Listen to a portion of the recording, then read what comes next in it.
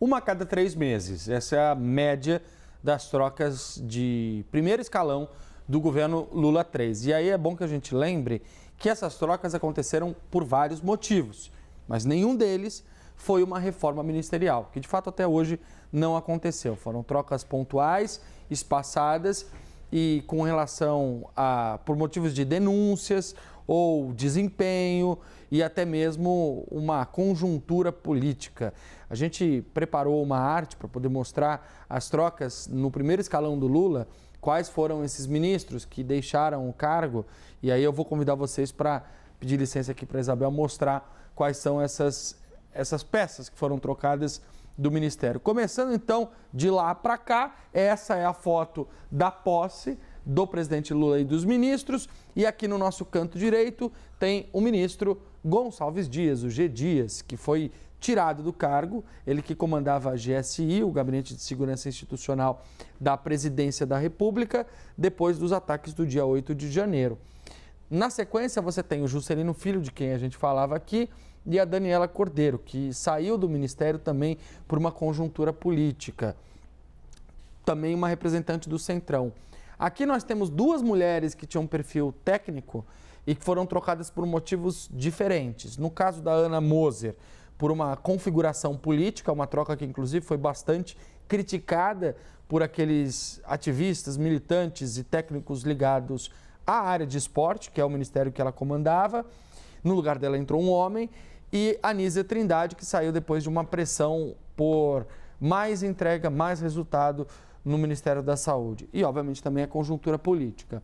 Flávio Dino, promovido ao Supremo Tribunal Federal, mais um ministro que deixou o primeiro escalão do Lula. Silvio Almeida, demitido depois de escândalos relacionados a assédio sexual, denúncias da ministra da Igualdade Racial, Aniele Franco. E aqui na outra ponta, o Paulo Pimenta. Paulo Pimenta, que era ministro da Secretaria de Comunicação, saiu também com apontamentos, com pressões em relação ao desempenho do Ministério. Então, passando a régua aqui, nós temos em escândalos e denúncias Gonçalves Dias, Juscelino Filho e Silvio Almeida, 3 ministros que saíram com essa pecha. No caso da Daniela Carneiro, também teve ali algumas denúncias, acusações, mas não foi exatamente esse o motivo.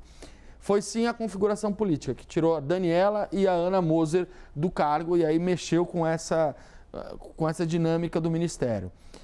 Nízia Trindade e Paulo Pimenta são 2 ministros que deixaram o cargo depois de terem uma pressão para resultados, uma pressão feita pelo Lula, pelo PT, por gente do governo, algo que realmente mudou um pouco a dinâmica desses ministérios todos. Então a gente consegue perceber, Clarissa, um panorama do que era o governo, de como ele foi planejado e do que ele acabou sendo, do que ele acabou se transformando hoje, 2 anos e pouquinho depois que ele começou.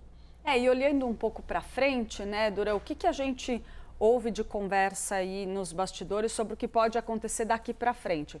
A gente trouxe lá atrás, já aqui no live, a informação de que o presidente Lula estava avaliando se ia seguir com uma reforma ministerial mais ampla ou se ele ia optar talvez por enxugar um pouco essas trocas na esplanada, que talvez essa reforma poderia vir a conta-gotas. Ninguém sabe ainda direito qual vai ser o formato dessas mudanças, mas pelo menos algumas, além da troca no Ministério das Comunicações, estão no radar.